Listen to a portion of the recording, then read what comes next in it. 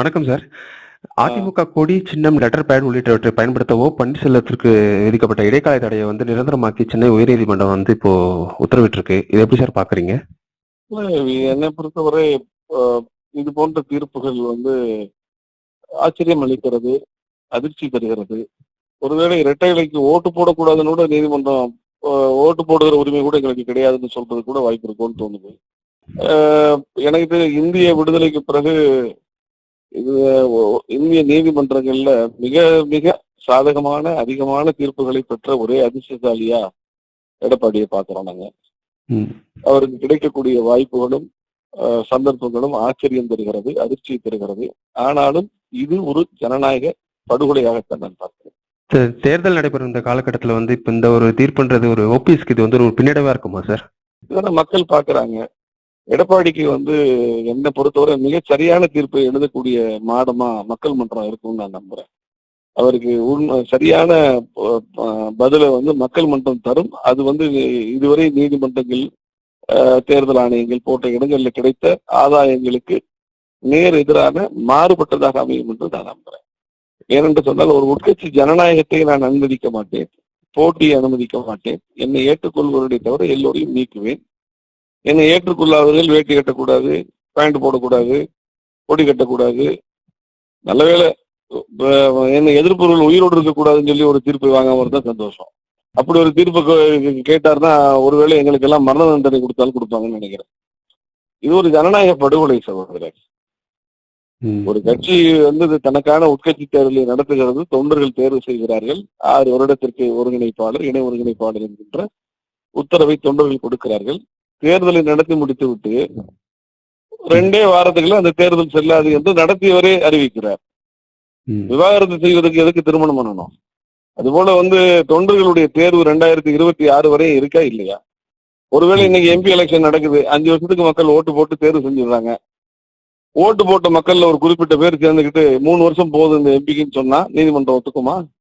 அதுபோல ஒரு 5 ஆண்டு காலத்துக்கு நடத்தப்பட்ட தேர்தல்ல ஒரு கட்சிக்கு இந்த பதவிக்கு 5 வருடம் என்று சொன்னதுக்கு பிறகு அதனை இடையிலேயே அபாலிஷ் பண்றதுக்கு தேர்வு செய்த தொண்டர்களுக்கு தான் உரிமை உண்டே தவிர எடப்பாடிக்கு எப்படி உரிமை இருக்கும்? அதிமுகவின் சட்ட விதிகள் சரியாக புரிந்து கொள்ளப்படவில்லை. எடப்பாடியின் சதியும் எம்ஜிஆரின் விதியும் சரியாக உற்று நோக்கப்படாத இந்த தீர்ப்புகள் அனைத்துமே எங்களை பொறுத்தவரை ஜனநாயகத்திற்கு எதிரான ஊனமுற்ற தீர்ப்புகள் என்பதிலே நாங்கள் உறுதியாக இருக்கிறோம். 50 பேர் சேர்ந்து தொடர்ந்து ஒருத்தனை கொலகாரன் சொல்லிட்டு இருக்காங்க, அவன் கொலகாரன் ஆயிட முடியாது. எங்களை பொறுத்தவரை இந்த தீர்ப்புகள் தேர்தல் ஆணையமாவது எஞ்சியுள்ள வாய்ப்பை பயன்படுத்தி ஜனநாயகத்தை நிலைநிறுத்தும்னு எதிர்பார்க்கிறோம். அது நடக்காத பட்சத்தில் மக்கள் மன்றம் தான் இதற்கு பதில் சொல்லுவோம். ஒரு கட்சியை எப்படி அபகரிப்பது என்பது, எப்படி அபகரிக்கலாம், எந்த வகையில் அபகரிக்கலாம் என்பதற்கான ஒரு இலக்கண தேர்வாக எடப்பாடி இருக்கிறார். அவர் பல புத்தகங்கள் எழுதலாம். இனிமே எந்த கட்சிக்கும் சட்ட விதிகள் அவசியம் இல்லை, எந்த கட்சிக்கும் விதிகள் தேவையில்லை.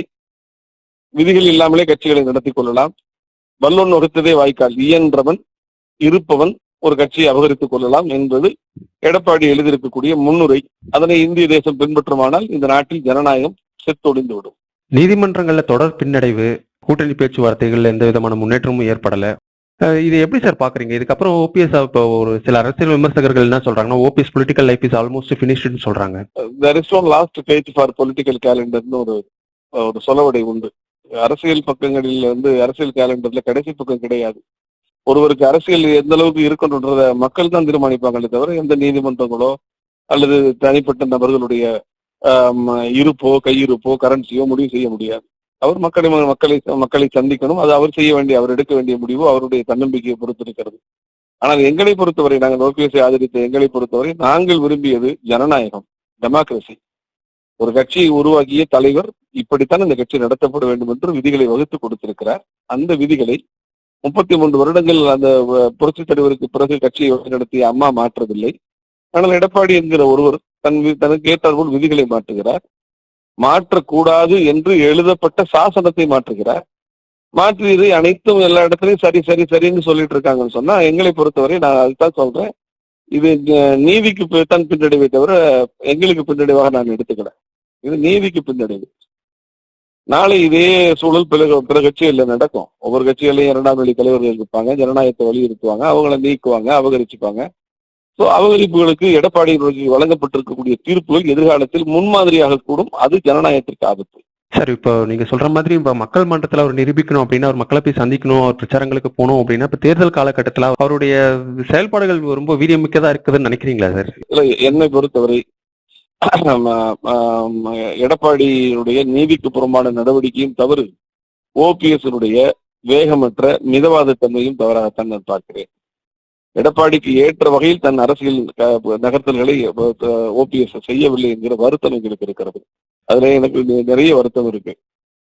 யுத்தத்தினுடைய முறையை மாற்றி இருக்கணும். எதிராளி எந்த தர்மத்திற்கு மாறான காரியங்களிலும் ஈடுபடக்கூடியவர் என்று தெரிகிற போது நமது யுத்த முறையிலும் மாற்றங்களை கொண்டு வந்திருக்க வேண்டும். அதனை அண்ணன் ஓபிஎஸ் செய்யவில்லை என்கிற வருத்தம் எனக்கு மட்டுமல்ல, அவரை சார்ந்து இருக்கக்கூடிய எல்லோருக்குமே இருக்கிறது. ரொம்ப நன்றி. மிக்க நன்றி சகோதரர்.